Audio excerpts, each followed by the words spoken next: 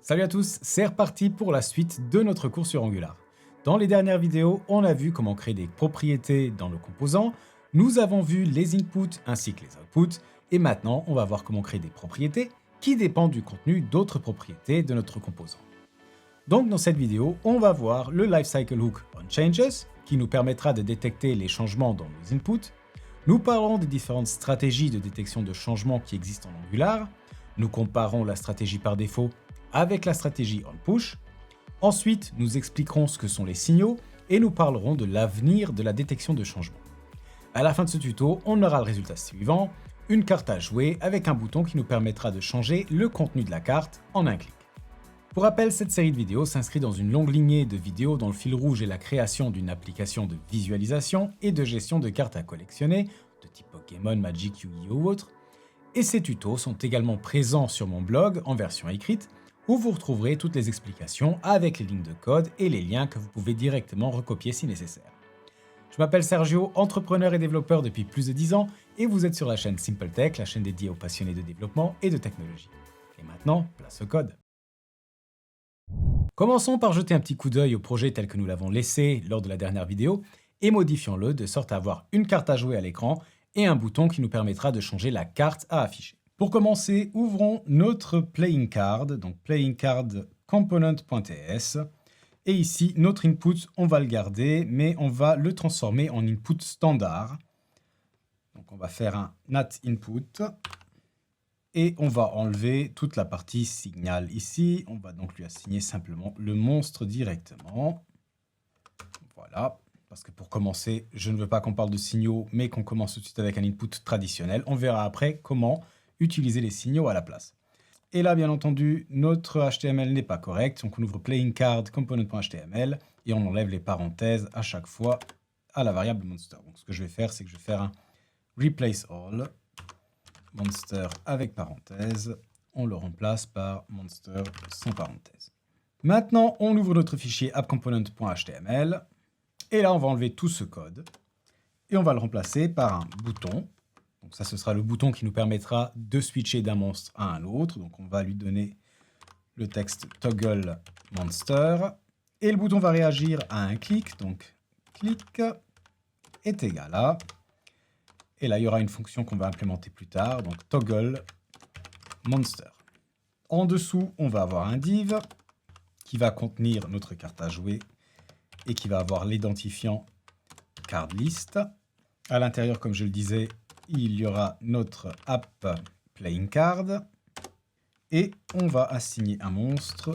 Monster est égal à, et on va voir juste après ce qu'on va mettre à l'intérieur. Maintenant, je propose qu'on implémente la méthode toggle monster en premier lieu. Donc, on ouvre appcomponent.ts et là, on va avoir l'index du monstre qu'on a sélectionné. Donc, je vais appeler ça selected monster index.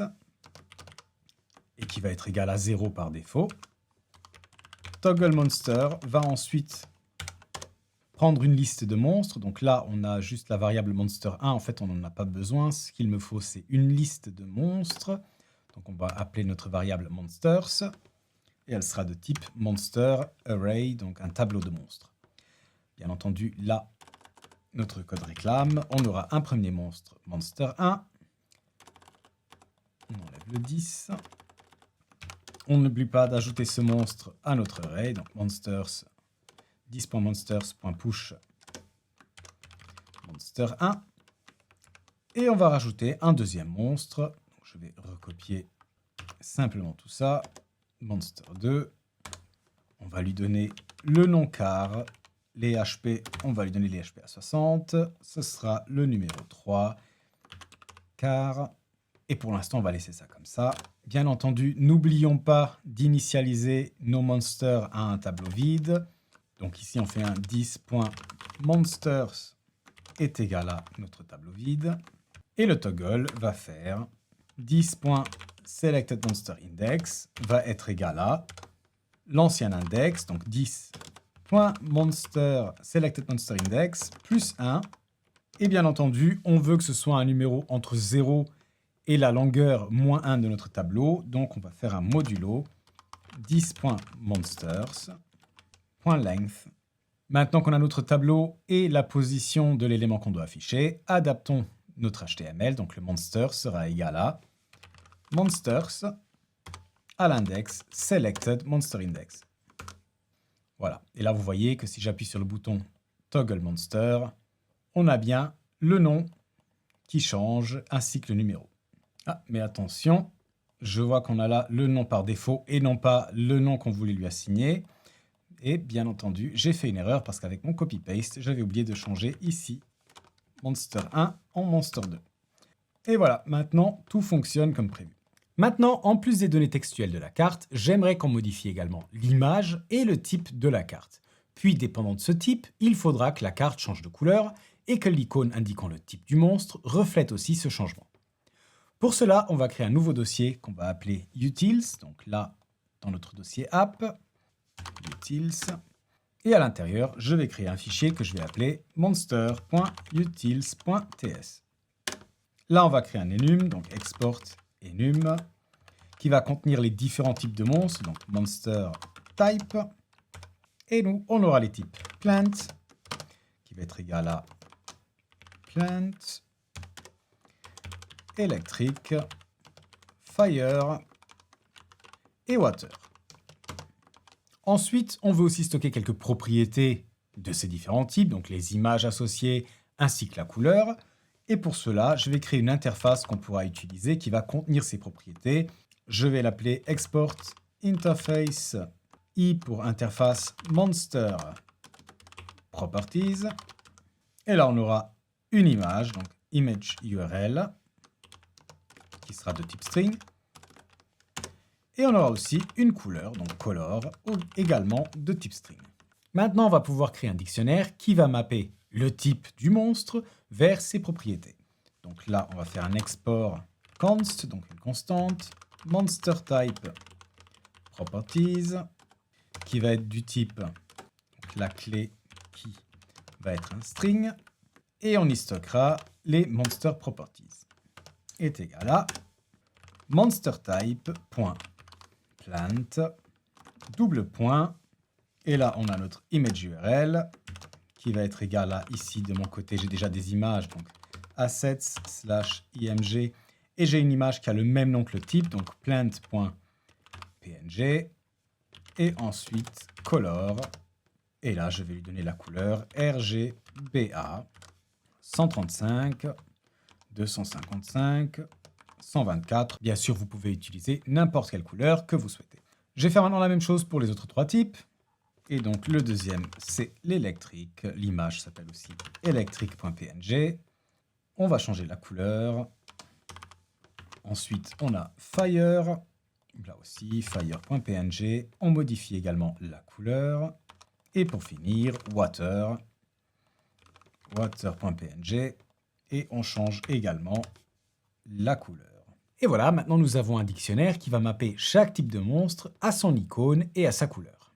Maintenant, retournons voir notre classe monstre et adaptons-la afin d'y ajouter le type et également l'image du monstre en question. Donc là, on va aller dans Models, on ouvre monster.model.ts et on va rajouter, juste après le nom, une image du monstre, donc image qui va être un string. Et par défaut, on va prendre l'image assets/image/pic.png. On rajoute également un type, donc type, qui va être de type monster type, qu'on vient de créer à l'instant. Et par défaut, on va dire que c'est le monster type électrique. Maintenant, retournons dans notre fichier appcomponent.ts. Et là, on va prendre notre monstre 2 et on va lui changer son image et son type.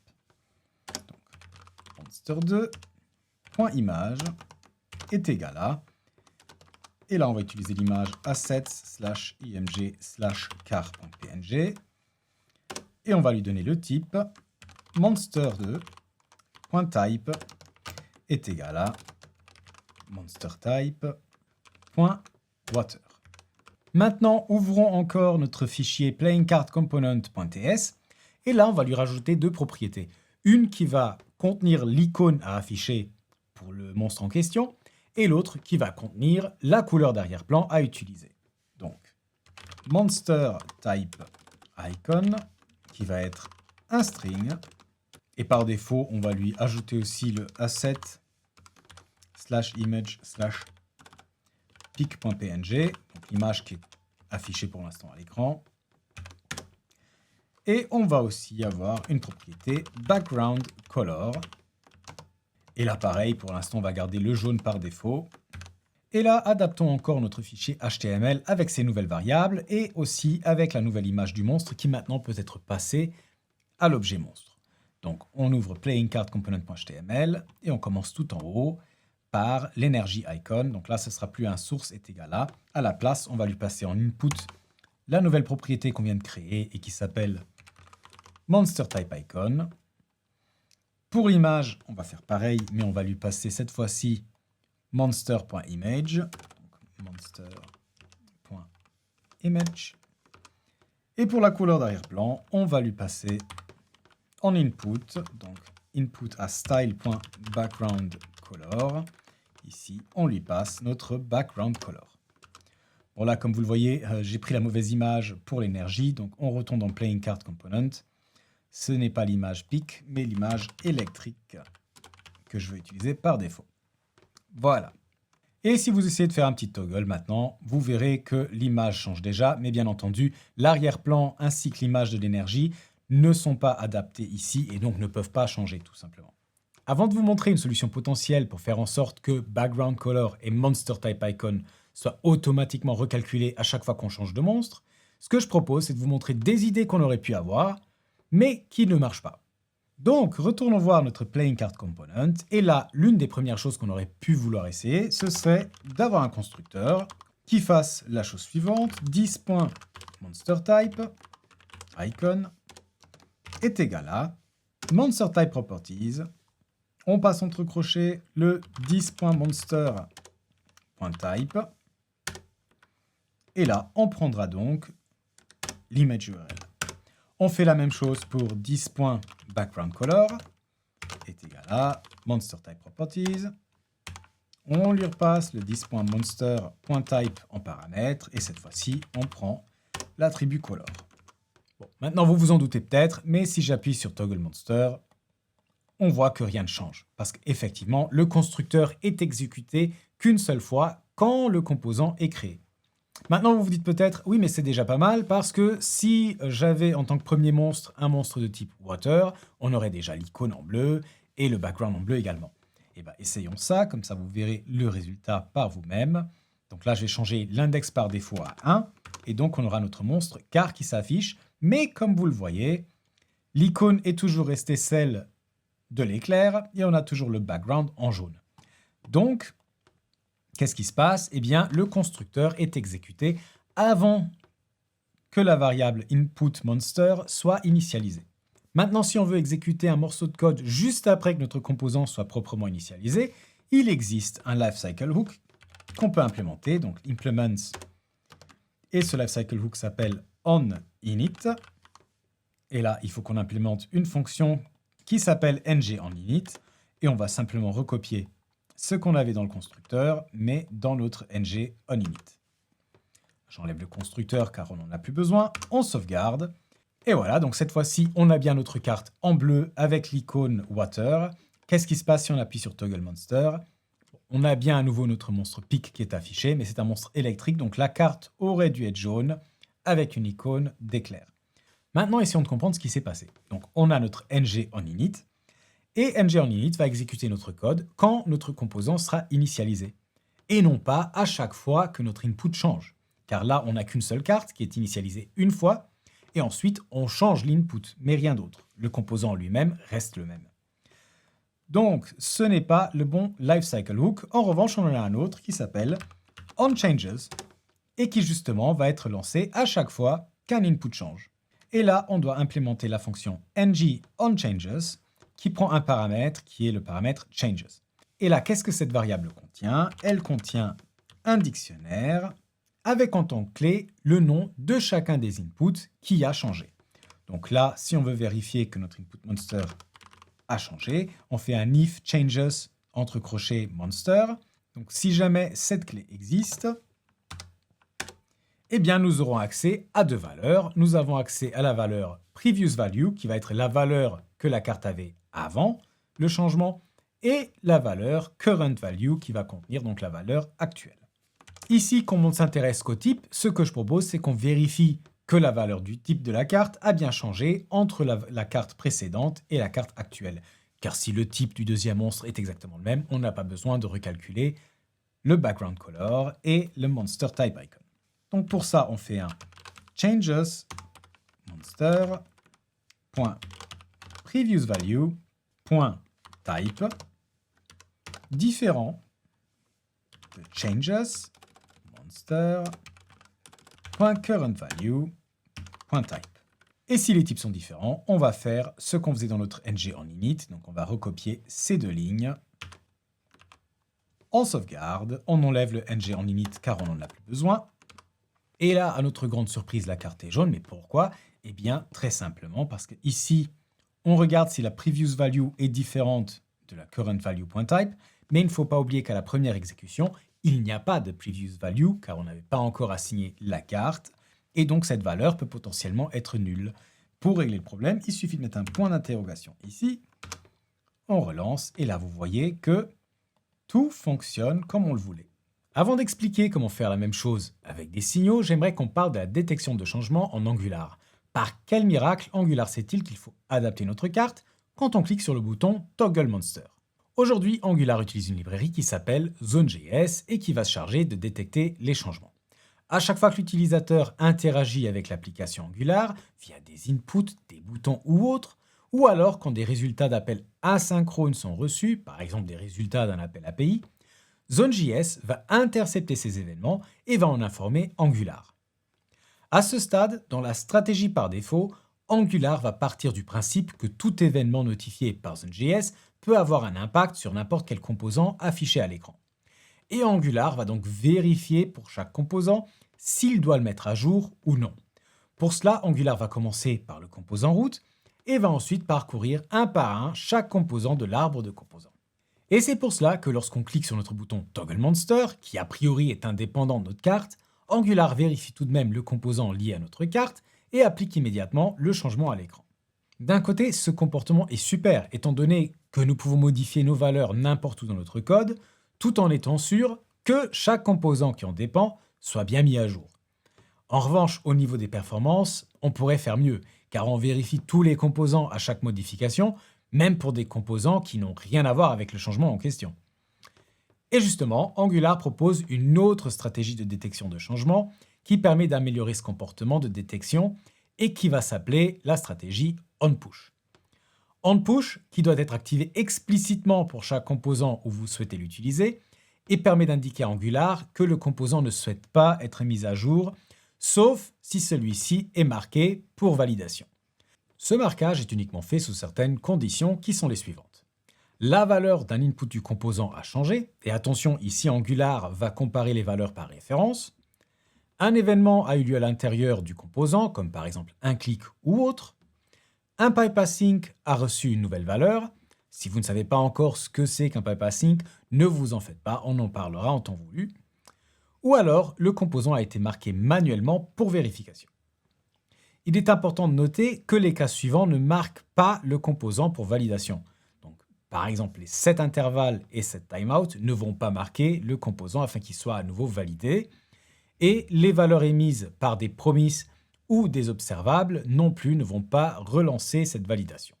Imaginons un arbre de composants avec deux composants enfants qu'on va appeler B et C, le composant B utilisant la stratégie par défaut et le composant C utilisant la stratégie onPush, avec chacun de ces composants ayant à leur tour deux composants fils avec chacun la stratégie onPush.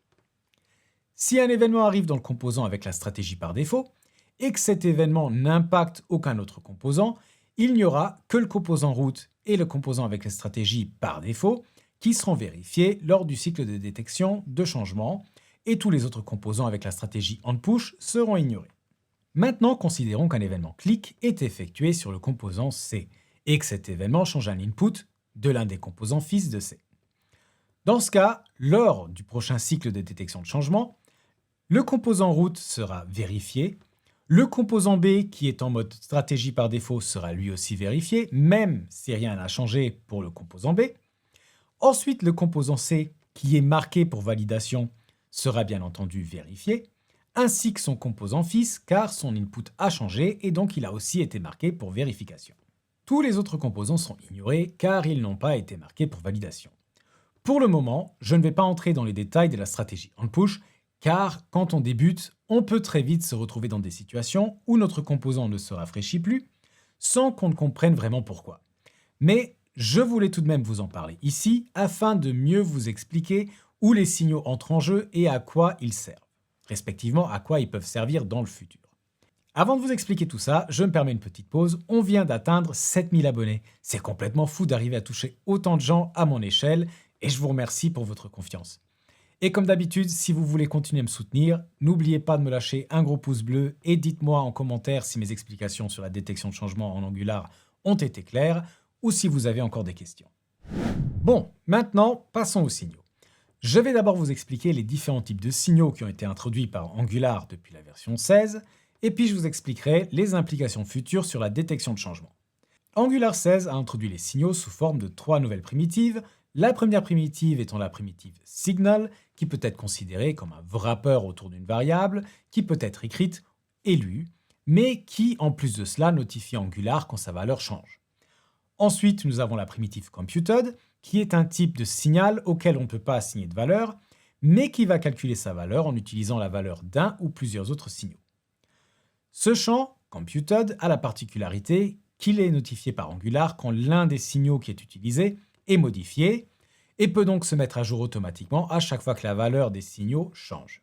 Et pour finir, nous avons la primitive effect qui va définir une fonction arbitraire qui sera exécutée à chaque fois qu'un signal utilisé dans celle-ci sera mis à jour. Maintenant qu'on a vu la théorie, le plus simple, c'est de passer à du code et de voir comment utiliser tout ça. Pour commencer, je propose qu'on transforme notre variable selectedMonsterIndex en un signal. Pour cela, on ouvre notre fichier appcomponent.ts et là, on va dire que notre selectedMonster est égal à signal qu'on va importer d'AngularCore. Et on peut lui remettre la valeur par défaut, 1 par exemple. Maintenant, évidemment, Angular réclame car selectedMonsterIndex n'est plus une valeur, mais un signal, et pour pouvoir accéder à la valeur de ce signal, il faut utiliser des parenthèses. Donc, rendons-nous partout où on utilise selectedMonsterIndex et changeons tout ça. Donc déjà là, si on veut assigner une valeur à selectedMonsterIndex, il faut faire un .set. Et n'oublions pas la parenthèse à la fin. Et quand on veut accéder à selectedMonsterIndex, il faut qu'on utilise donc, comme je le disais, des parenthèses. Voilà. Même chose dans appcomponent.html, où il faut remplacer selectedMonsterIndex par selectedMonsterIndex avec des parenthèses. Et là, vous voyez que tout fonctionne comme avant. Maintenant, je propose de créer un nouvel attribut qu'on va appeler selectedMonster et qui va contenir le monstre affiché. Donc, selectedMonster.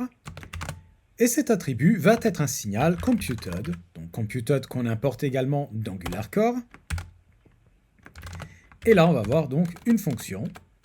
Et cette fonction va faire un return de 10.monsters.